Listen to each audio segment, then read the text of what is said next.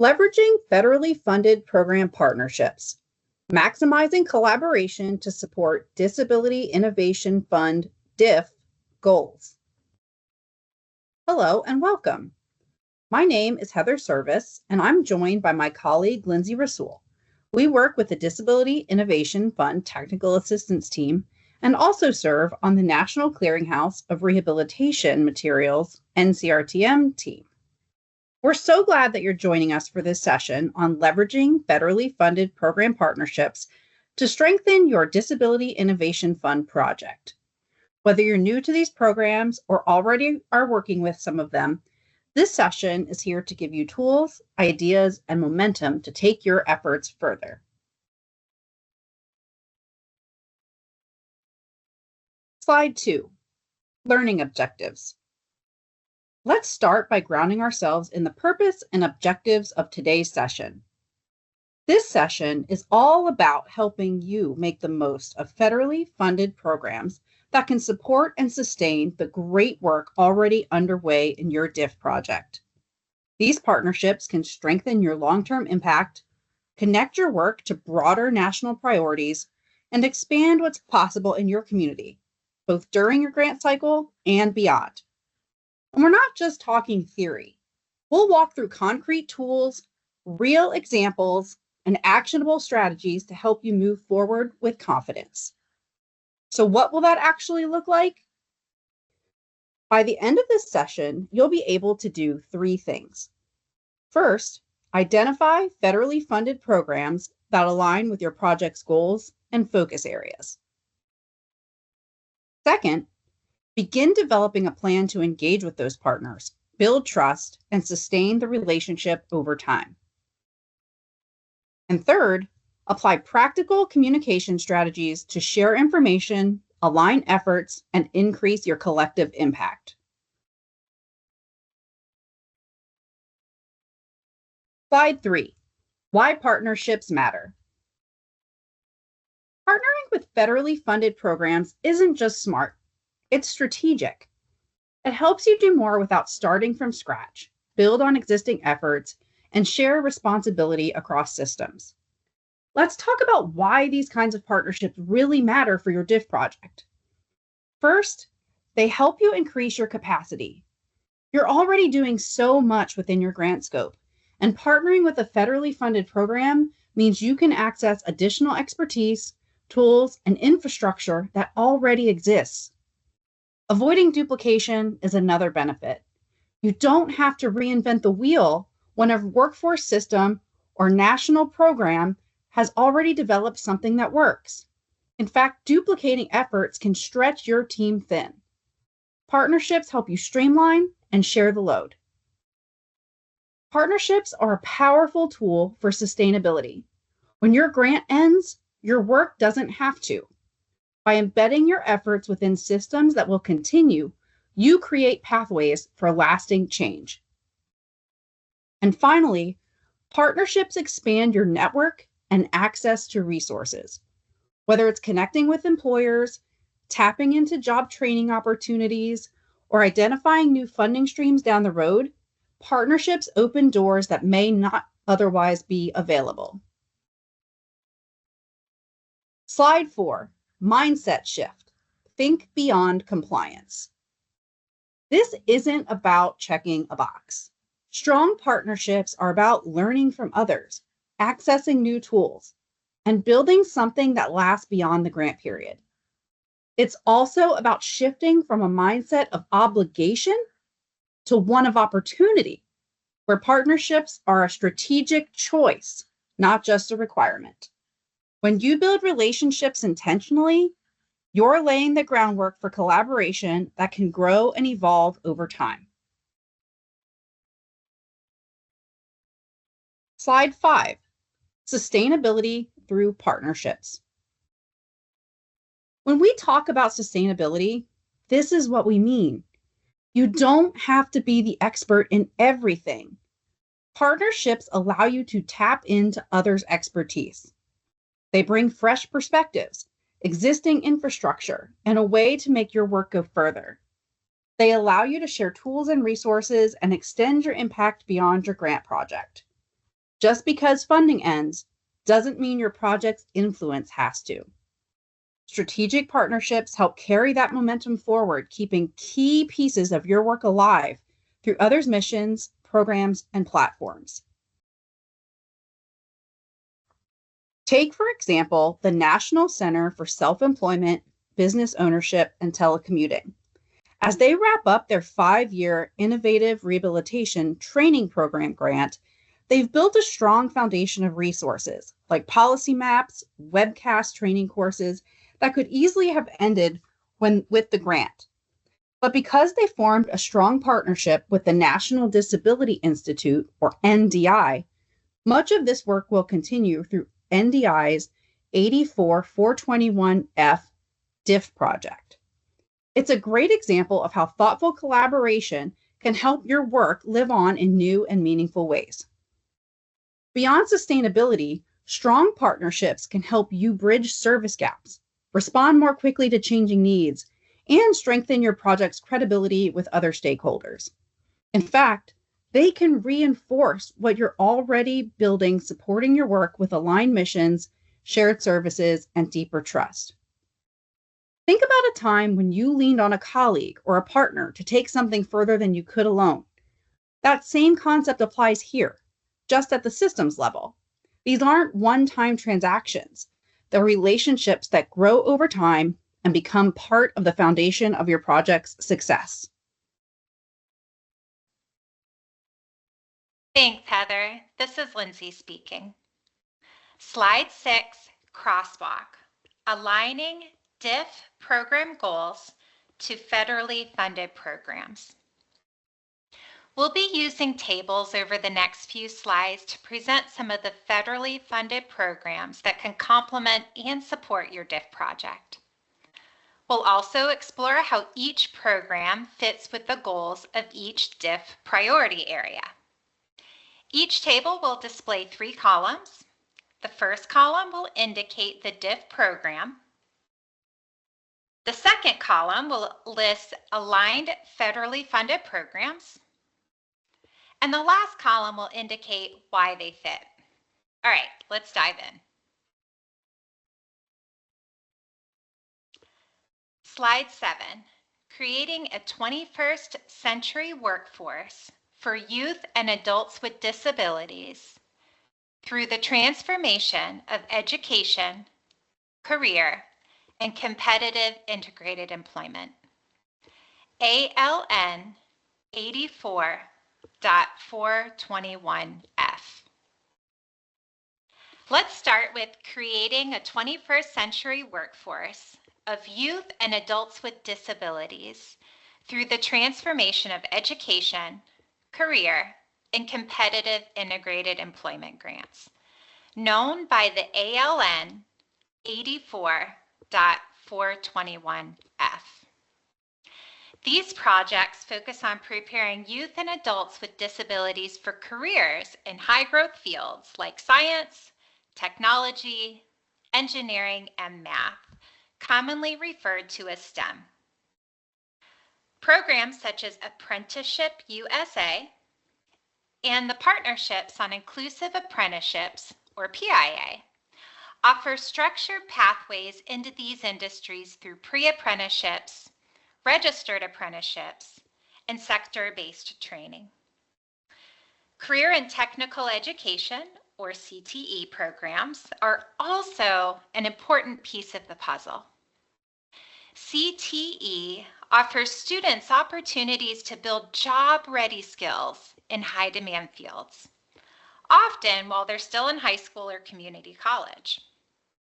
These programs can be strong partners in helping participants build both academic and technical foundations that lead to competitive employment. A strong example of this is happening at the University of Oregon. Their Pathways to Competitive Integrated Employment in Oregon project takes a collective impact approach to building partnerships with CTE programs, career-focused community-based organizations, regional workforce boards, industry partners, and a University Center for Excellence in Developmental Disabilities, or UCEDD. The model is designed to identify and implement projects that provide direct benefits to local communities while reinforcing the efforts of all partners involved. The leveraging shared resources and community strengths, they're expanding opportunities for disconnected youth with disabilities to engage in career-connected learning and work-based experiences. As of this recording, they've enrolled 61 students through their CTE partnership, and 7 of those students have already found employment. So it's a great example of how strategic, community-anchored collaboration can drive those real outcomes. State assistive technology programs help ensure participants have the tools that they need to succeed on the job. Youth Build and American Job Centers can support hands-on learning, skill building, and job placement. And of course, your VR program and Ticket to Work provide case management, counseling, employment services, and work incentive support to help participants stay engaged. Now think about which of these programs already exist in your community. And how could they fit into your current efforts?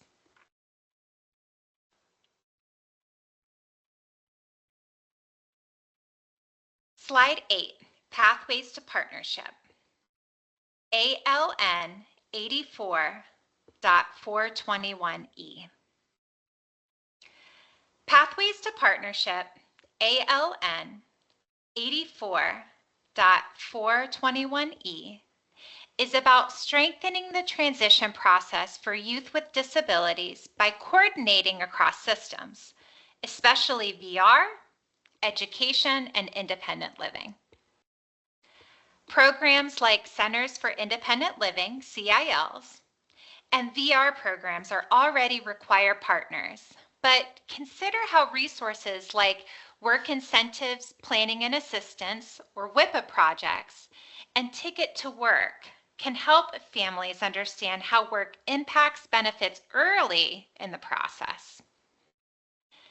The Employer Assistance and Resource Network on Disability, or EARN, can provide tools to help your employer partner better understand how to support young workers with disabilities. Youth Build, American Job Centers, or AJCs, and assistive technology programs can also play a role in building career exposure and self-determination skills. These programs can work in tandem to support a more coordinated transition for students, families, and professionals.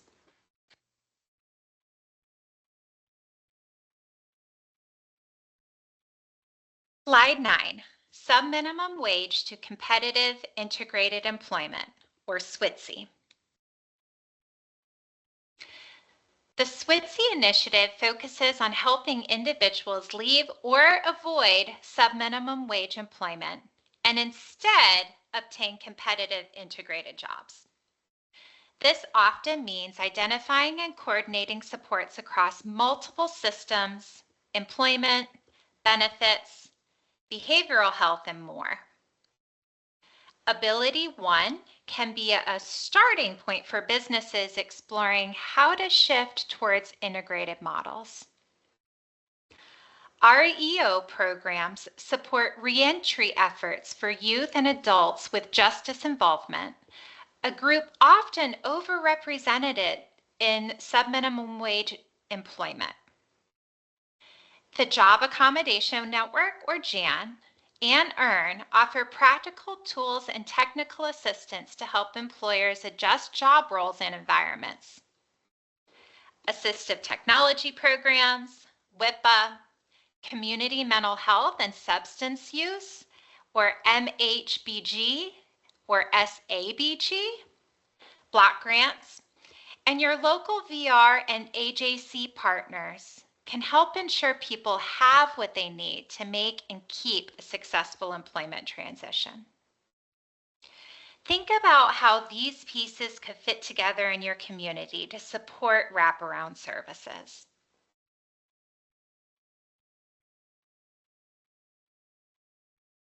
Slide 10, Career Advancement Model Demonstration Project, ALN 84.421C. Finally, let's talk about the Career Advancement Model Demonstration Projects. These projects are designed to help individuals with disabilities not just enter the workforce, but grow in it. This could mean re-engaging with the VR system after an initial closure, or supporting advancement into supervisory or technical roles. Apprenticeship USA, Senior Community Service Employment Program, or SCSEP, Trade Adjustment Assistance, TAA, and Veterans Employment and Training Service, VETS, all offer career development opportunities based on age, background, or sector. Ticket to Work and WIPA projects support long-term planning around benefits and income growth. Your local workforce development boards and American Job Centers can help you identify sector-based training and placement opportunities in your region. The key here is thinking about what career success looks like after job placement and which partners can help somebody get there.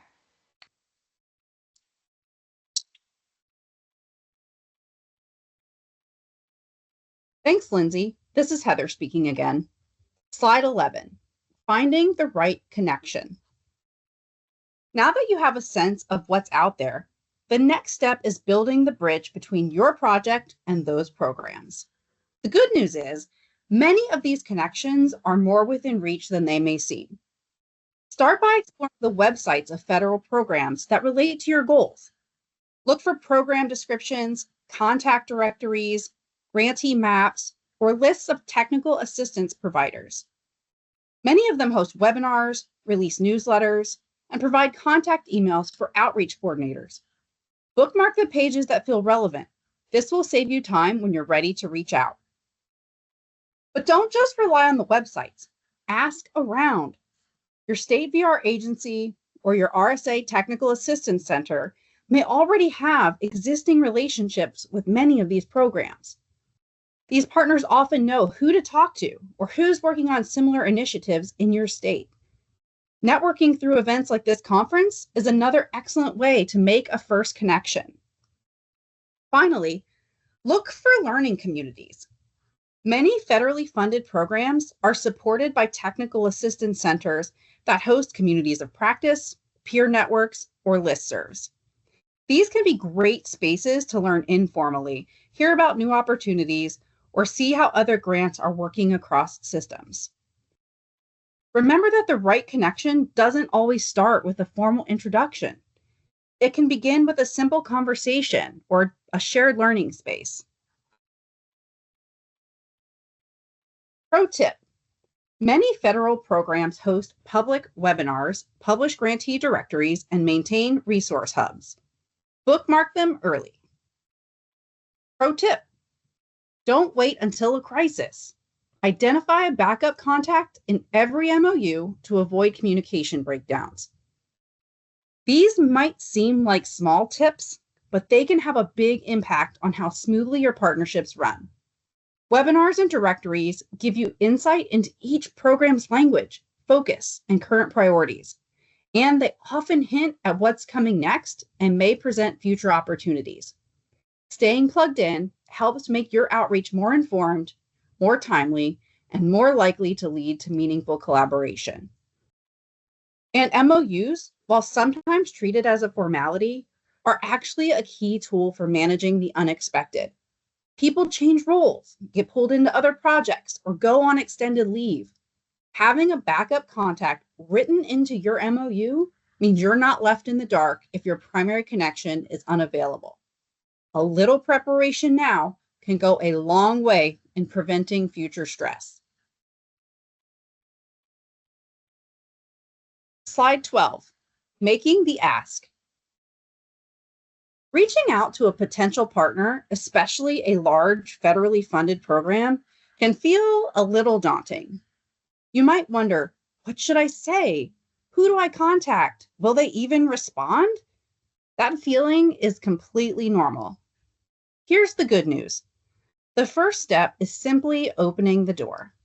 A thoughtful message or brief conversation that highlights how your work connects to theirs and how working together might help both of you move forward is often all it takes to begin building the relationship. It doesn't need to be perfect or formal. What matters most is being clear, respectful of their time, and genuine about the alignment between your project and theirs. Most people on the receiving end are open to sharing about their programs and exploring potential connections. Start by introducing who you are and what your project is trying to accomplish. Keep it focused, just enough to explain your purpose and how it relates to their mission. Then share what you're hoping for. That could be something as simple as, we're interested in learning more about your program's efforts in our state. Or, we're exploring potential alignment and would love to connect with you for 15 to 20 minutes. Or even, we're developing a resource and would appreciate your input and perspective. If your work overlaps in a meaningful way, you might offer a small collaboration, such as hosting a webinar, reviewing a resource, or sharing materials across platforms. You do not need to ask for a long-term commitment right away. Partnerships grow over time. Start small, stay consistent, and build trust as you go. Slide 13, maintaining the relationship. So you've made the connection. Now what? The real strength of a partnership isn't just how it starts, but how it grows. Sustaining a relationship with a federally funded program partner means treating it like a living part of your project, not just a one-time outreach. First, prioritize regular communication. That could be as formal as a quarterly check-in or as simple as a shared email thread for updates. If your partner feels looped in, they'll be more likely to stay engaged and advocate for your project internally. Second, find ways to embed the partnership in your actual work, not just around the edges. Maybe your partner serves on an advisory group. Maybe they help co-host a training or offer technical input on a new product you're developing. The more they feel like part of your team's success, the more invested they'll become. And don't underestimate the value of data and small wins. Sharing what's working, even informally, helps show that their time and support are making a difference. Maybe your collaboration helped place a participant in a job, or maybe you improve referral times. Celebrate that together. These moments build momentum and mutual trust. Finally, remember that relationships are two-way. Look for ways to support your partner's goals as well. Maybe there's a resource your team created that they could share, or a success story they can highlight in their reporting. Reciprocity strengthens that connection. This kind of sustained collaboration doesn't happen overnight, but it's what turns a helpful contact into a lasting ally.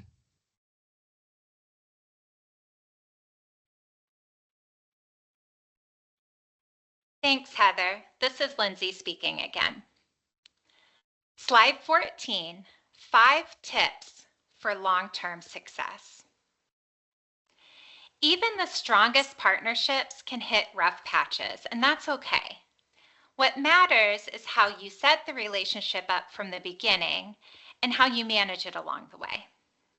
These 5 tips are simple but powerful, and they can make a big difference in how well your partnership holds up over time. So first, align timelines early. Each federally funded program may operate on a different fiscal year, reporting cycle, or project period. If you don't talk about timing up front, you might find yourself misaligned when it's time to coordinate deliverables or even evaluate outcomes. So as early as possible, compare calendars and identify shared milestones that you can work towards together.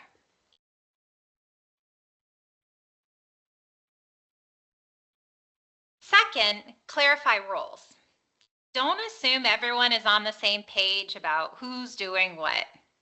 Put it in writing. So who's leading what task? Who needs to be consulted? And who's responsible for final decisions? This helps avoid confusion and keeps things running smoothly, especially when team members shift. Third, plan for shared funding if possible. Even if you're not co-funding activities, it helps to understand each partner's funding sources, restrictions, and allowable costs. This makes collaboration more efficient and can even open the door for braiding or leveraging funds in a more coordinated way down the road. Fourth, set clear data agreements. This is one of the most common stumbling blocks in partnerships. Be proactive. And if you want to share data or use shared indicators to track success, talk about privacy requirements, consent, and reporting formats. A basic MOU or data sharing agreement can go a long way in making sure everyone feels comfortable and protected. And finally, document and revisit your shared goals. Partnerships evolve, staff change, priorities shift, and that's why it's important to document your shared vision and revisit it periodically during those regular check-ins or after major milestones. It keeps everyone grounded and helps you adjust course together if needed. Now, while these basics are in place, you give your partnership structure, flexibility, and staying power.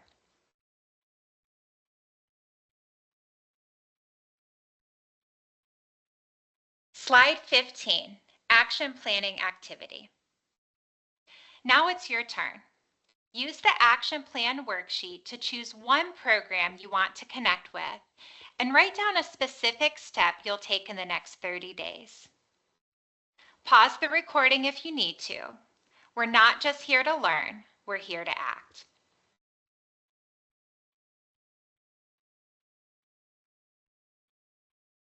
Slide 16, you're ready if checklist.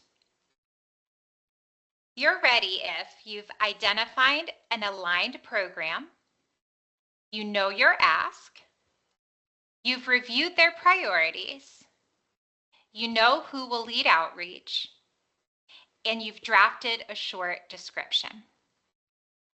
If you can check off most of these things, you're in great shape to move forward. And if not, that's okay. You now have the tools, strategies, and support to take those next steps with confidence.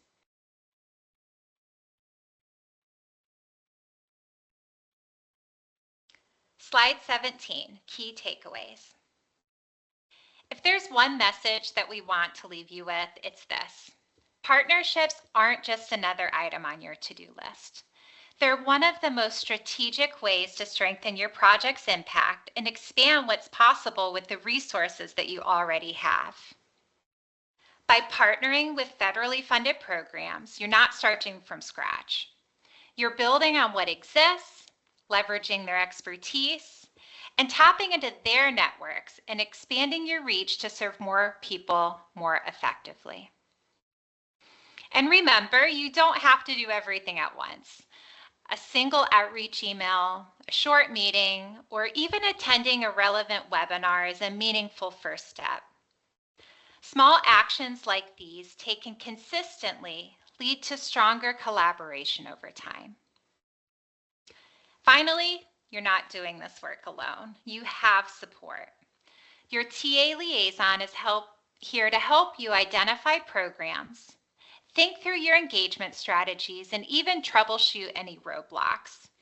There's a broader system surrounding your project, and you're a vital part of it. Whether you're just getting started or already collaborating with partners, there's always room to grow, and we're here to help you do it.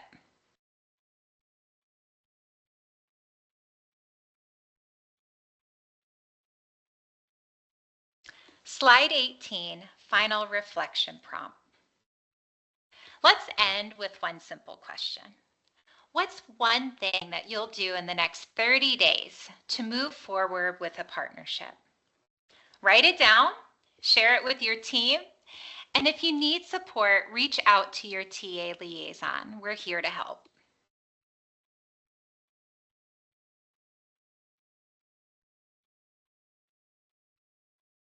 Slide 19, contact information.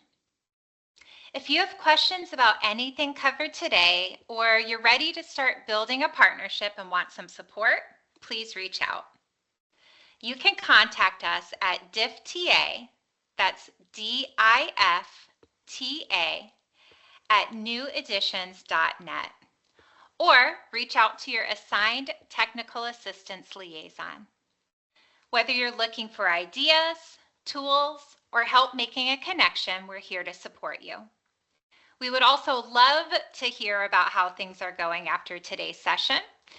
If you make any great connections or you have some success stories to share, please reach out and we're excited to hear about it. We really appreciate you joining us today and hope you found it useful. This concludes the presentation.